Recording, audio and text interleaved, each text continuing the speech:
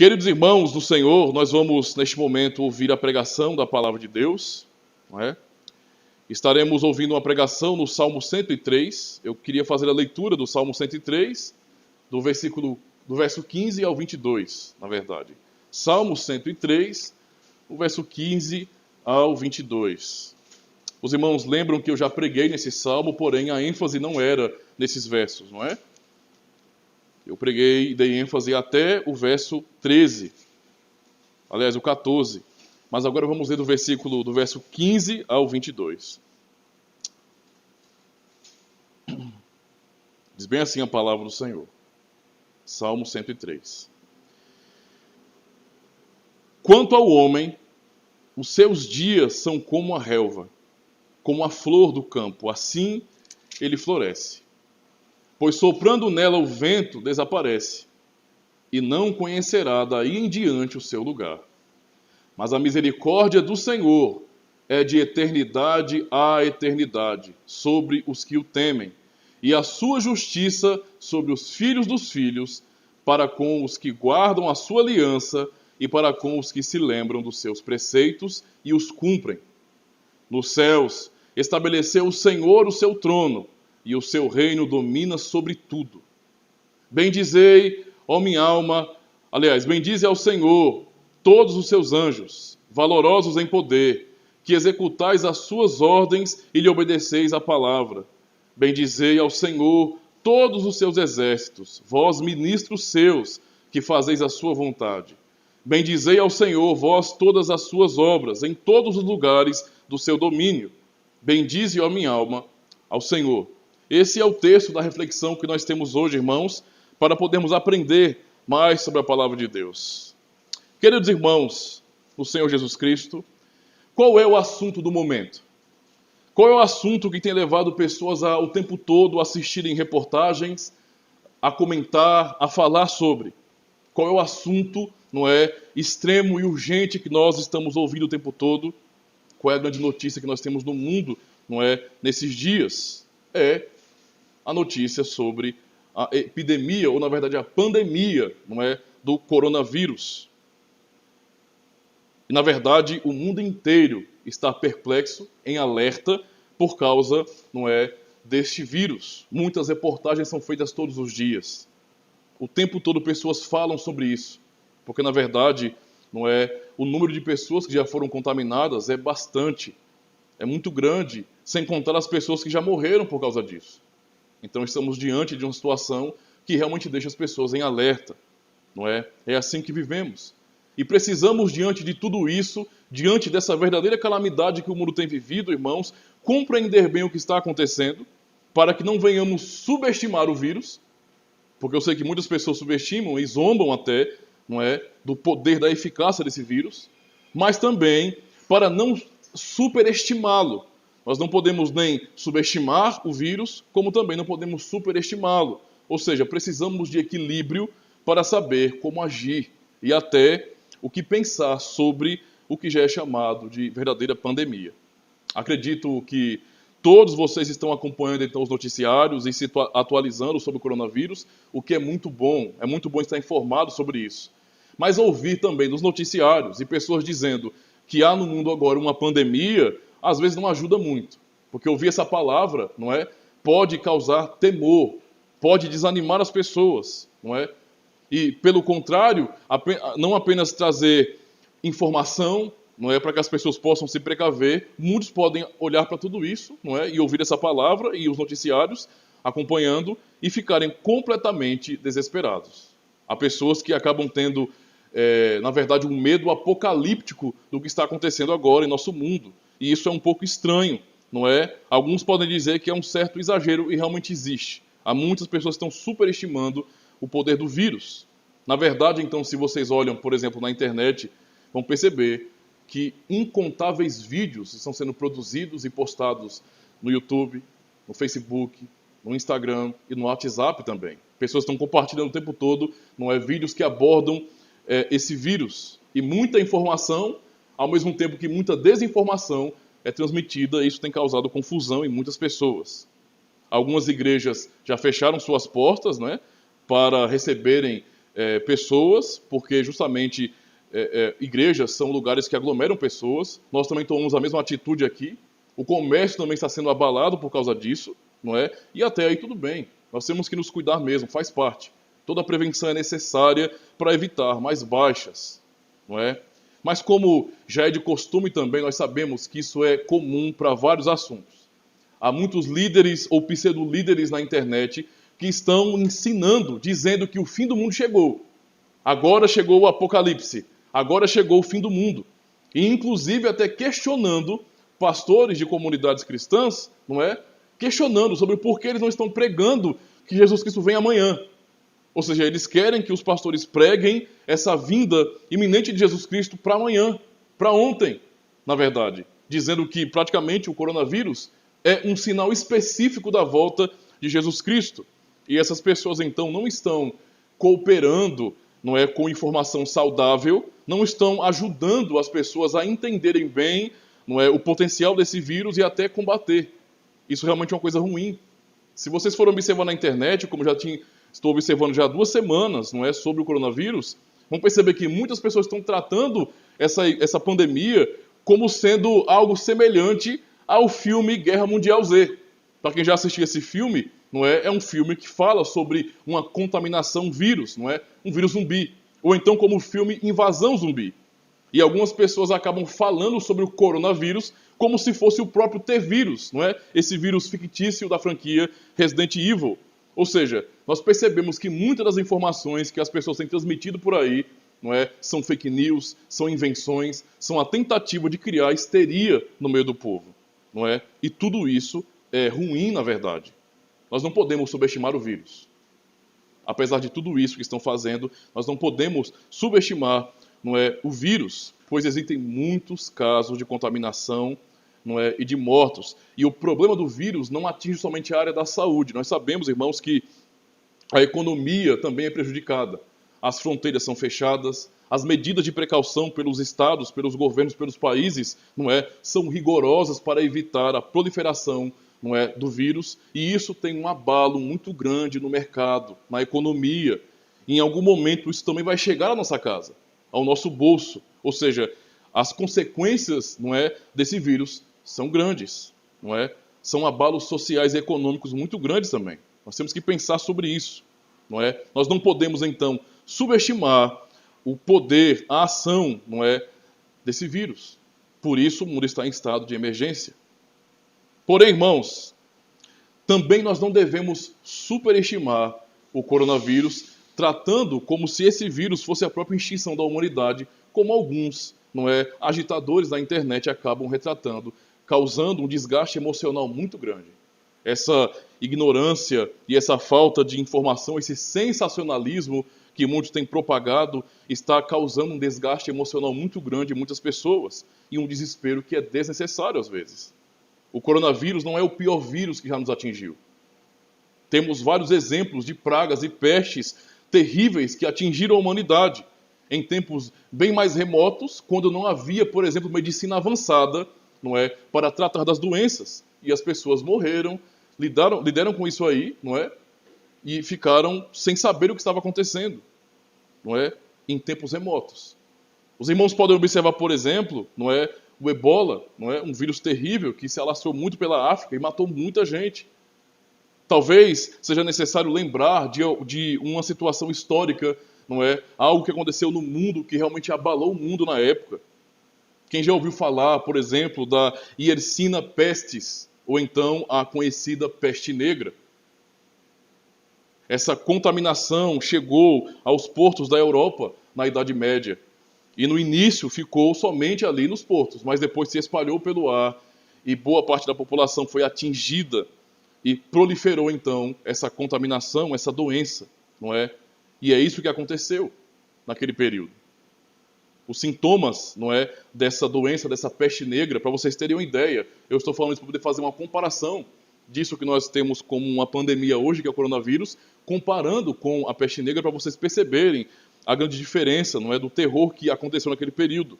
Os sintomas, por exemplo, da peste negra incluíam febre altíssima, vômitos, náuseas, tosse com sangue, dor de cabeça, cansaço extremo, calafrios e convulsões, não é? E tumores que estouravam, não é? E ficavam escorrendo. Sem contar, irmãos, sem contar que essa doença matava muito rápido.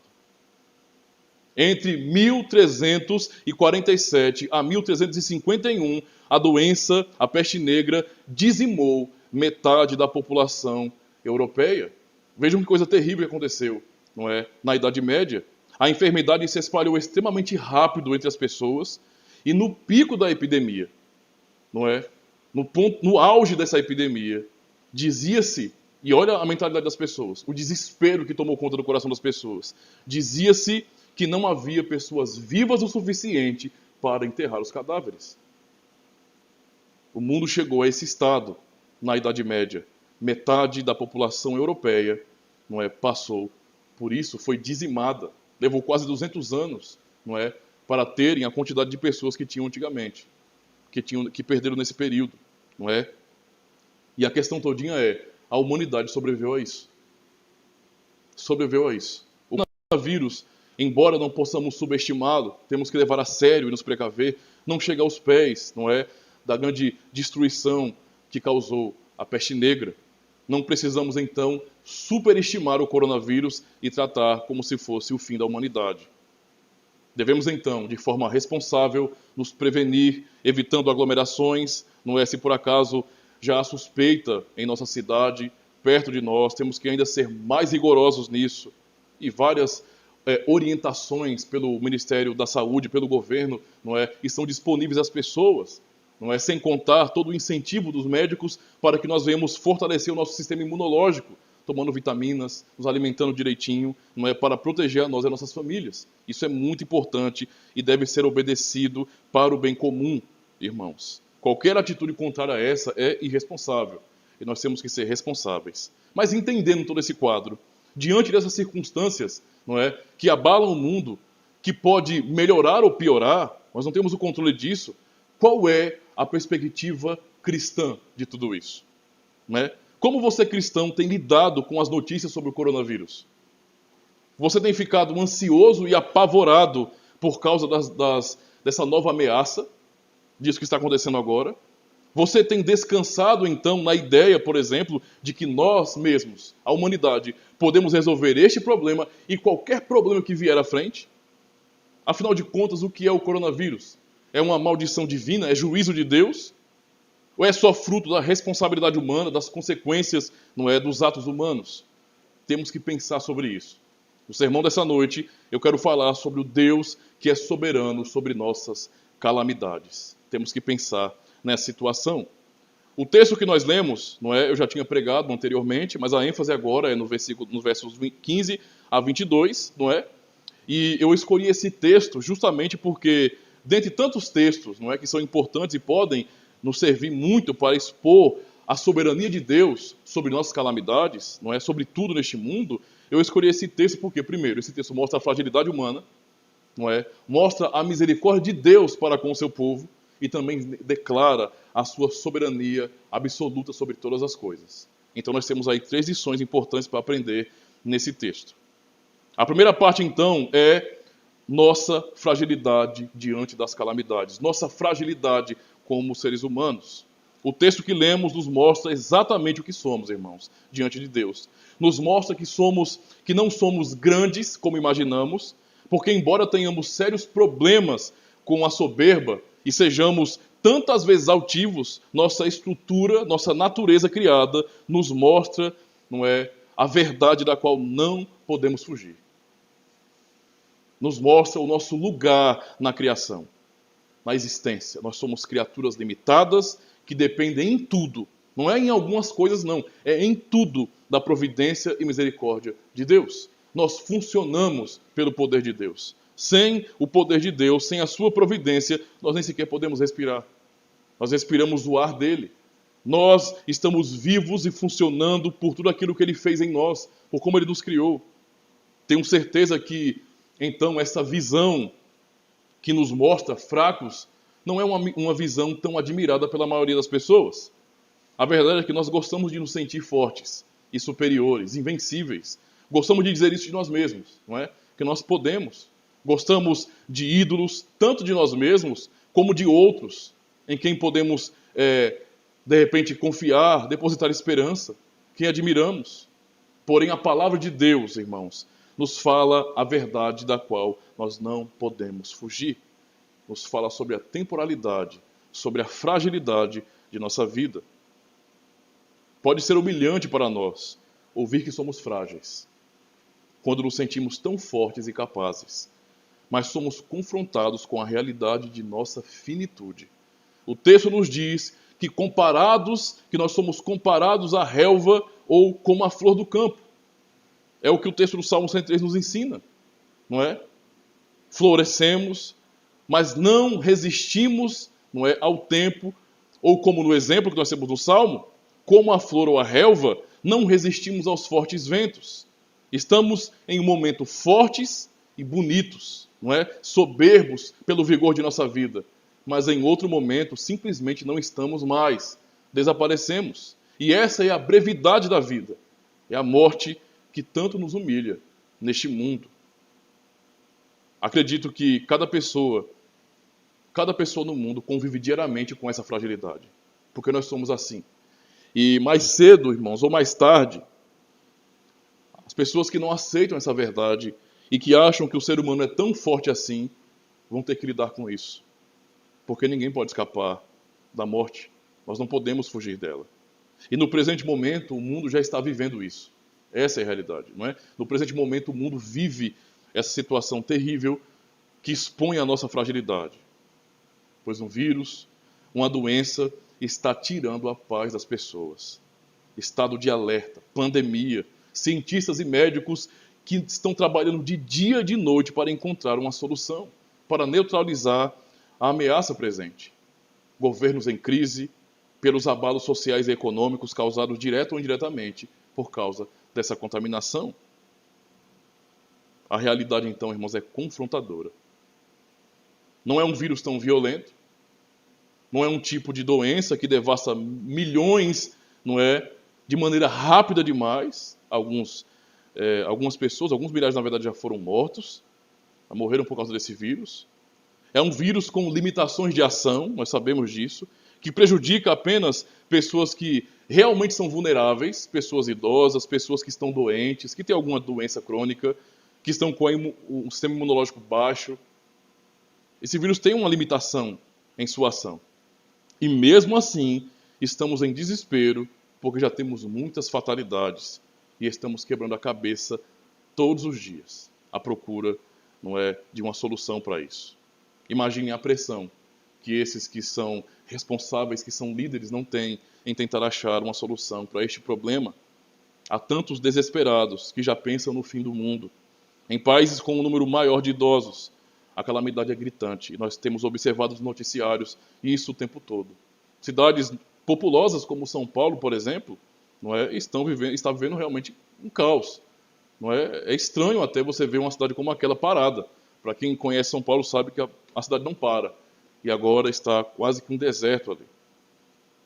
O que o coronavírus, então, irmãos? O que a situação toda tem a dizer a nosso respeito? O que essa contaminação diz à humanidade? O que diz a nosso respeito? Primeiro, que somos frágeis como as flores. O exemplo do Salmo 103, ele é perfeito para nós. É um exemplo realmente perfeito. Nós sabemos como uma flor, ela é frágil.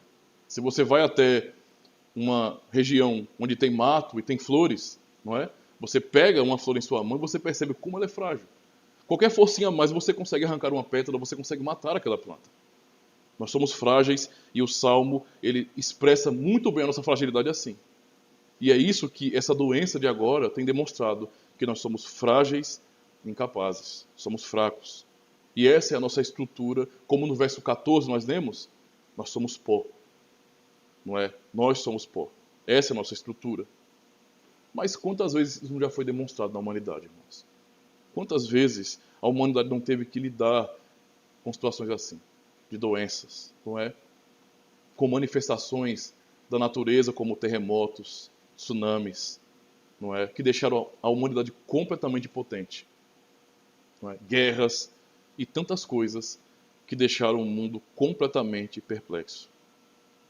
E agora é uma verdadeira corrida contra o tempo que nós temos. Porque quanto mais demoramos para criar uma vacina, mais pessoas são contaminadas e mais pessoas, infelizmente, morrem.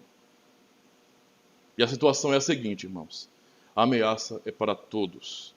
E os cristãos, em meio a tudo isso, não estão envolvidos em uma redoma super protegidos. Em tudo isso aí, os cristãos também estão adoecendo e morrendo. Porém, diante dessa situação, Deus ele tem uma palavra para o seu povo. Nós já ouvimos aqui na palavra de Deus que nós somos frágeis, que nós somos limitados. Mas Deus tem uma palavra de consolo para a sua igreja, para o seu povo que sofre no mundo. E então essa é a segunda parte de nosso sermão, onde iremos aprender sobre a misericórdia de Deus sobre o seu povo. No verso 17, lemos as palavras consoladoras de Deus para seus filhos. Palavras especialmente para o seu povo, onde nós observamos, mas a misericórdia do Senhor, e ouçam com atenção, a misericórdia do Senhor é de eternidade a eternidade sobre os que o temem.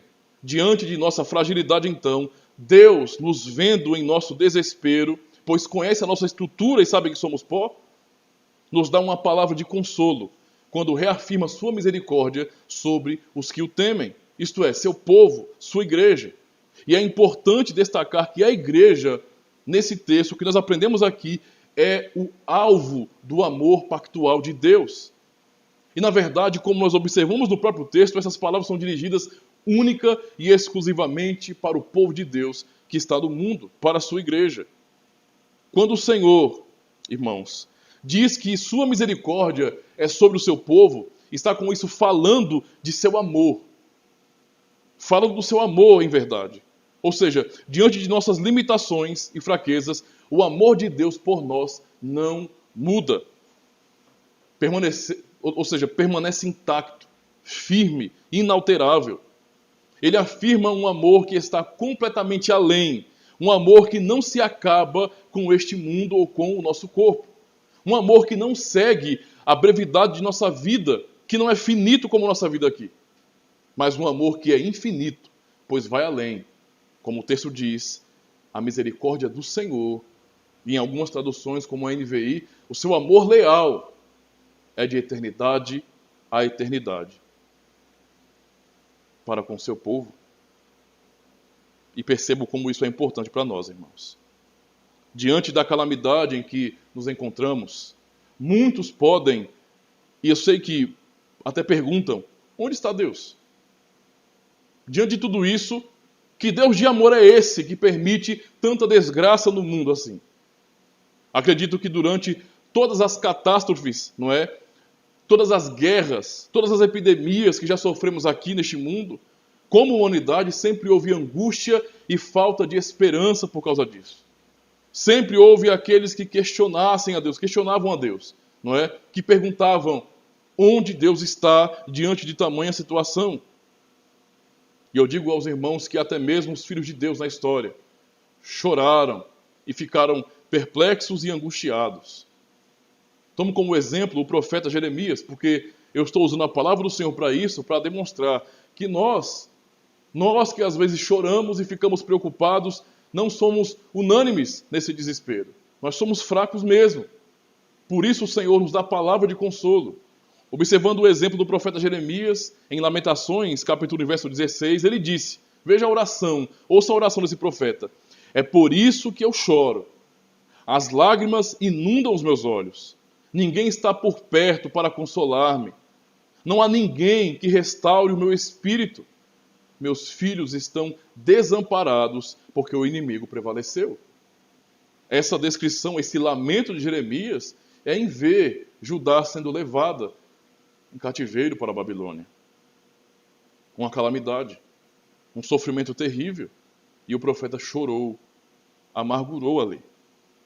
Os salmistas também, nós temos uma quantidade maravilhosa de salmos, de lamento, não é? De salmos onde os salmistas expressam angústia também.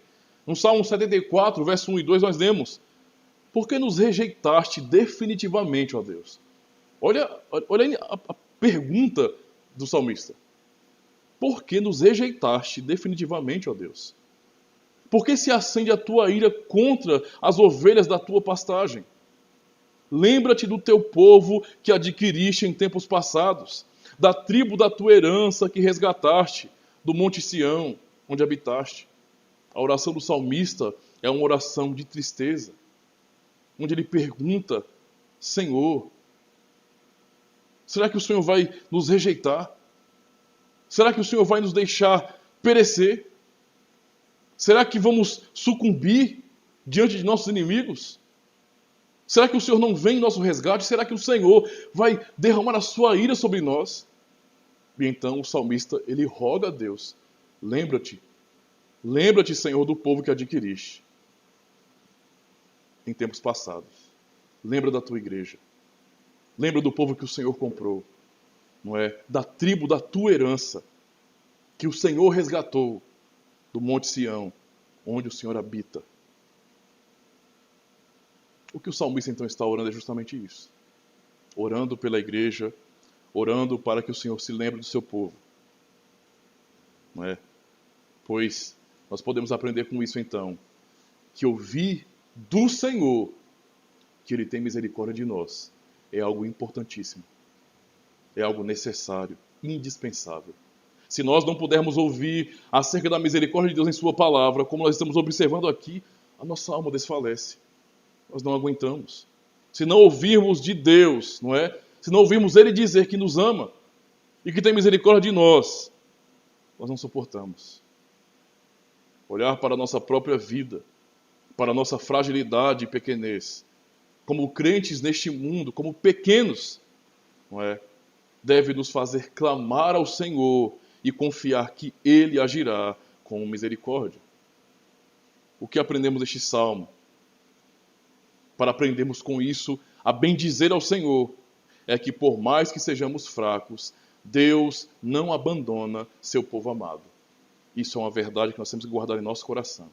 E por mais que calamidades venham e nos vejamos fracos, impossibilitados de por nós mesmos vencer, isso não muda o amor de Deus por nós.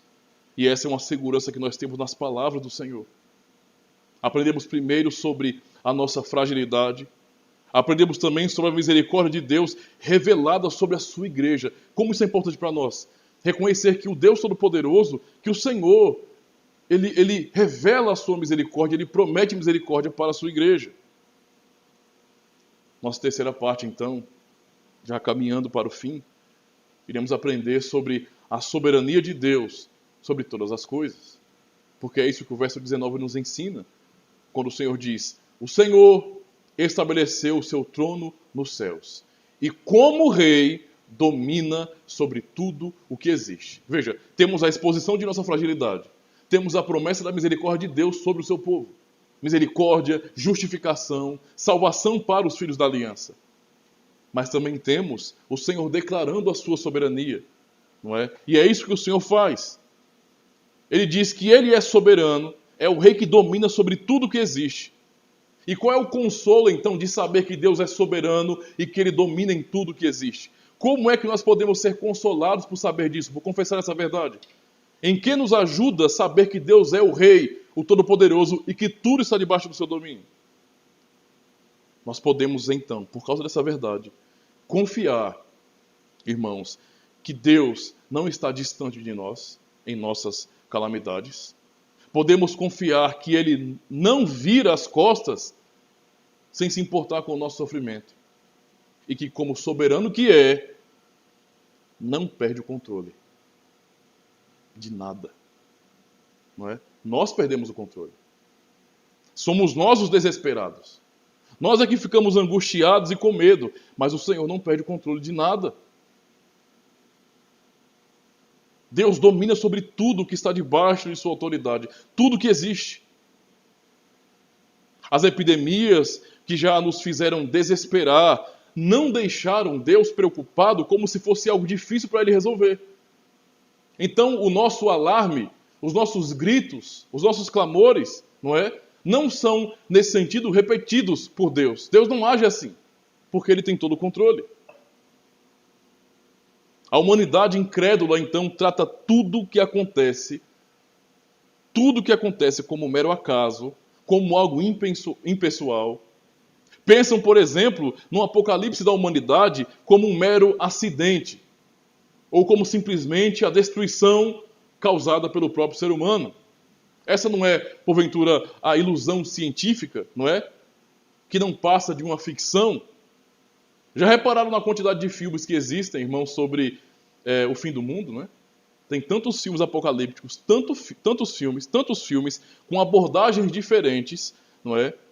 Nós, por exemplo, temos filmes, não é, que não são cristãos, é claro, não são filmes cristãos, mas filmes que falam sobre um asteroide que vem e destrói toda a Terra, que se choca contra a Terra e destrói toda a humanidade. Temos filmes que falam sobre isso, não é? E pessoas acreditam nessas coisas. E isso é que nos deixa bobos, né? Pessoas acreditam nisso também, não é? São filmes onde o aquecimento global, por exemplo, essa falácia científica, será responsável pela destruição da humanidade. Como no filme Um Dia Depois de Amanhã, que até assisti recentemente com minha família. Nesse filme, o aquecimento global é o responsável, não é? Terceirizado, porque o ser humano é que é o culpado de tudo isso, é o que o filme retrata. Mas o aquecimento global é o que dá início a uma nova era glacial. Filmes onde alienígenas vêm e destroem a humanidade, porque toda vez que você fala em alienígena, não é, eles sempre são mais inteligentes, mais poderosos, mais bem armados, e o ser humano não é nada para eles. Filmes sobre zumbis, como citamos no início, tudo mostrando o fim da humanidade. E o engraçado é que em nenhum desses filmes, não é? Nenhum desses filmes, os seus produtores, os seus autores, eles querem lidar com a verdade. Em nenhum desses filmes, não é? A verdade é exposta. Nenhum ensina a verdade sobre o Deus que é soberano, sobre tudo. E demonstram que o homem não quer enxergar que a morte e tudo o que acontece não é algo impessoal. Se alguém está com medo do fim do mundo, do apocalipse, saiba que esse apocalipse ele não será algo que o ser humano causará simplesmente. Não é? Esse juízo é uma promessa de Deus por aquilo que nós já fizemos no passado, lá atrás, no Éden. Esse juízo será trazido pelo próprio Deus. A calamidade, então, irmãos, ela não é impessoal. E eu sei que para algumas pessoas é terrível pensar em Deus assim, né? Poxa, é duro você ouvir um sermão onde você aprende que, veja, a calamidade não é algo impessoal. Quer dizer que Deus está a par de tudo isso. Isso parece algo muito duro e diferente daquilo que muitos aprendem sobre Deus. Mas a Escritura nos ensina justamente isso. Quando o Senhor declara que Ele é soberano sobre todas as coisas, não é? Que tudo está debaixo do seu domínio, temos que compreender que isso refere-se a tudo mesmo, inclusive as calamidades. Observem então, Deuteronômio capítulo 32, verso 39, e ouçam com atenção o que o Senhor diz. Vede agora que eu sou, eu somente, e mais nenhum Deus além de mim. Olha o que o Senhor diz. Eu mato e eu faço viver. Eu firo e eu saro. E não há quem possa livrar alguém da minha mão. Certamente quando o dia do juízo vier, as pessoas já se antecipando, elas querem relatar nos seus filmes que o ser humano pode impedir o apocalipse, né? Então, todo filme, você percebe que o mundo está prestes a se acabar, mas o próprio ser humano arruma um meio, ele produz alguma coisa que salva as pessoas, né? Como no filme 2012, né? No final de tudo, o que as pessoas fizeram, o que os governos fizeram, foi construir grandes arcas, não é? Mecânicas, modernas, não é? E muitas pessoas se salvaram. Então, no fim, o mundo não acabou. Não é? A maioria das pessoas morreram, sim, mas o mundo não se acabou, porque as pessoas ficaram vivas ainda. Muitos ficaram vivos. Ou seja, o ser humano acha que pode impedir. Isso que é Deus quem traz, o juízo dele. Ainda lemos, não é? Em Isaías 44, verso 24. Assim diz o Senhor, que te redime, o mesmo que te formou desde o ventre materno. Eu sou o Senhor que faço todas as coisas, que sozinho estendi os céus e sozinho espraiei a terra. Ouçam com atenção o que o Senhor está dizendo para declarar a sua soberania, o seu poder absoluto de rei. Ele está dizendo, eu sozinho, eu te formei, e eu sozinho estendi os céus, e eu sozinho espraiei a terra. Isaías 44, verso 24. Lemos também em Jeremias 32, verso 27, eis que eu sou o Senhor, o Deus de todos os viventes. Acaso haveria coisa demasiadamente maravilhosa para mim? Nós nos espantamos, nós ficamos perplexos, mas Deus fica de forma nenhuma. Ele está dizendo, acaso haveria coisa demasiadamente maravilhosa para mim? É uma pergunta retórica do Senhor. Nós ainda lemos, irmãos, não é? Na palavra do Senhor, a grande verdade, que primeiro, não somos nós quem sustentamos todas as coisas. Deus é quem faz isso. Hebreus 1, verso 3 é o que nós lemos. O Filho é o resplendor da glória de Deus e a expressão exata do seu ser, sustentando todas as coisas pela palavra do seu poder. Deus sustenta tudo, não nós. Não nós. Deus, ele é rei sobre todas as coisas. No primeiro livro das Crônicas, capítulo 29, verso 11, nós lemos, tu, ó Senhor, aliás, teus, ó Senhor, são a grandeza, o poder, a glória, a majestade e o esplendor, pois tudo o que há nos céus e na terra é teu. Teu, ó Senhor, é o reino, tu estás acima de tudo. Esse é o rei que declara que tem todo o domínio. Deus está no controle de todas as coisas. Isaías 14, e verso 24, nós lemos, o Senhor dos Exércitos jurou, certamente como planejei, assim acontecerá, e como pensei, assim será. Veja o que Deus diz. Veja a garantia que ele dá. Não é? Ele jurou, certamente como planejei, assim acontecerá. E como pensei, assim será. Deus é soberano. Este é o Senhor Deus, não é? O Todo-Poderoso, que afirma que está no controle. Nós ainda lemos o segundo livro das Crônicas, no capítulo 7, verso 13 e 14, que nos diz, e isso é muito importante, se eu fechar o céu para que não chova, ou mandar que os gafanhotos devorem o país, ou sobre o meu povo enviar uma praga, se o meu povo, que se chama pelo meu nome, se humilhar e orar, buscar a minha face e se afastar dos seus maus caminhos, dos céus eu o ouvirei, perdoarei o seu pecado e curarei a sua terra. Veja o que essa palavra do Senhor nos diz. Veja, se eu fechar os céus, ora, não aprendemos, não é, que a chuva, ela só acontece, nós gostamos de medir as coisas. Não, a chuva acontece por um processo natural de evaporização da água por causa do calor, e se junta nas nuvens, e as nuvens ficam carregadas e depois chove. Sim, isso é o processo que nós observamos, mas não explica a razão. Isso não mostra a verdade que está por detrás, o poder, a origem. O Senhor está dizendo aqui para o seu povo, se eu fechar o céu para que não chova, ou seja, Ele tem domínio sobre a chuva. Ele é soberano sobre a chuva, não é?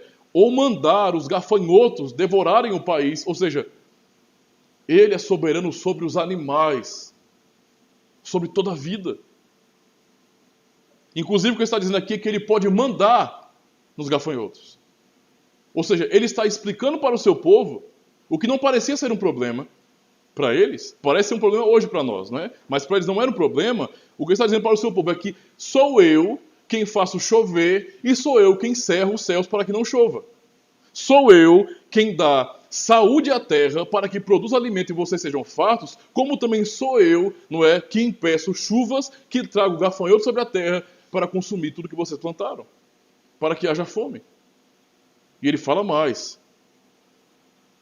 Ou se enviar praga ou doenças para o meu povo. Ou seja, ele está dizendo que, em última análise, e essa é a soberania de Deus, se há doença, Ele tem o controle disso. É Ele quem providencia saúde e doença. Isso pode ser ofensivo, mas é a verdade. É ofensivo para as pessoas de hoje, não é ofensivo para o povo de Deus. Para o mundo de hoje, que não quer aceitar que a vida não é o acaso, mas que Deus é soberano sobre tudo.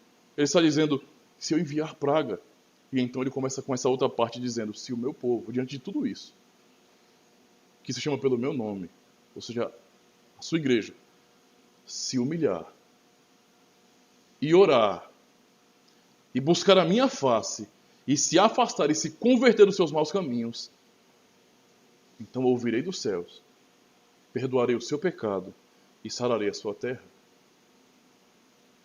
Deus nos manda tudo aquilo que necessitamos, inclusive calamidades, para que nós venhamos nos prostrar diante dele e o adoremos. É isso que é declarado aqui nesse texto, porque Deus é soberano. Porque domina tudo que existe, absolutamente tudo. E porque isso, essa soberania absoluta, não pode nos incomodar, não deve nos incomodar. Porque nós podemos olhar para isso, irmãos, que parece tão duro para a mentalidade moderna, e ainda assim, como cristãos, achar consolo, achar segurança.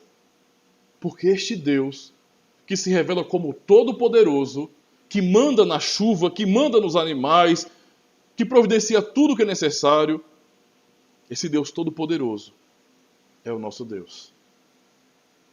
É aí que está o consolo. É aí que está o consolo de saber que Deus é soberano sobre nossas calamidades. Porque o Deus todo-poderoso que providencia tudo o que Ele quer para o mundo, como o Rei que é o nosso Deus. E Ele prometeu que teria misericórdia do seu povo. Prometeu que o seu amor leal não se apartaria do seu povo. Eu quero concluir essa palavra dizendo que glorifiquemos a Deus. Venhamos reconhecer a sua glória e a sua majestade. Ao olharmos para a situação agora do coronavírus ou de qualquer doença que porventura venha assustar a humanidade, olhamos para essa pandemia que assusta o mundo e não precisamos, como povo de Deus, ficarmos desesperados. O consolo que nós temos é que nós não precisamos ficar desesperados, porque Deus não perdeu o controle de nada. Podemos então ter uma atitude diferente de boa parte das pessoas, irmãos. Uma atitude diferente, não é?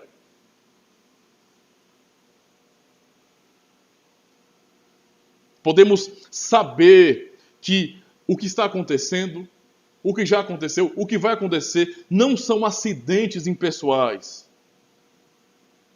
Não são essas coisas que determinam se o mundo vai ou fica, se o mundo vai acabar. O fim é Deus quem determina. É o Senhor quem determina. Enquanto muitos se desesperam, você pode simplesmente, como um crente, orar e confiar em Deus.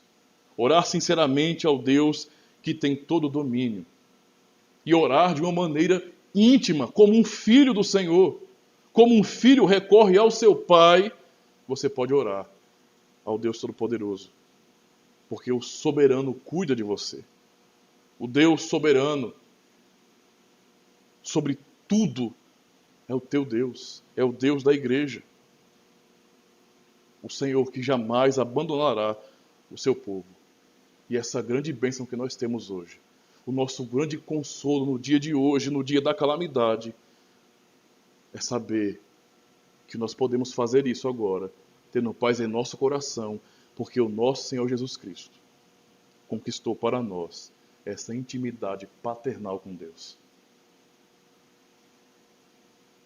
Se nós não pudéssemos ver a Deus como um Pai, se nós não pudéssemos enxergar nele graça e misericórdia e cuidado paternal, faria sentido ficarmos desesperados. Faria todo sentido. Mas agora, por causa de Cristo, Ele nos ensina a olhar para Deus e chamá-lo de Pai. De falar, Pai nosso, tem misericórdia de nós. Pai nosso que estás nos céus, olha para nós, olha para o teu povo, olha. Nós podemos fazer isso. E o Espírito Santo, ele testifica com o nosso espírito que somos filhos de Deus. Filhos do Todo-Poderoso, do Deus soberano. O que aprendemos então nesse salmo, irmãos, é justamente isso. Que primeiro, nós somos frágeis, limitados. Sejamos humildes para reconhecer que nós não podemos nada. Ao mesmo tempo aprendemos que Deus é misericordioso, que Ele promete misericórdia, Ele promete o seu amor leal ao seu povo. Estamos seguros nele. E que Ele é todo-poderoso, Ele é soberano, e esse Deus que é soberano tem poder para operar a sua misericórdia e nos salvar. E consolar nossa vida com essa verdade. Venhamos então dar glória a Deus por sua bondade, por seu poder, porque o nosso grande Rei é quem nos salva. Amém.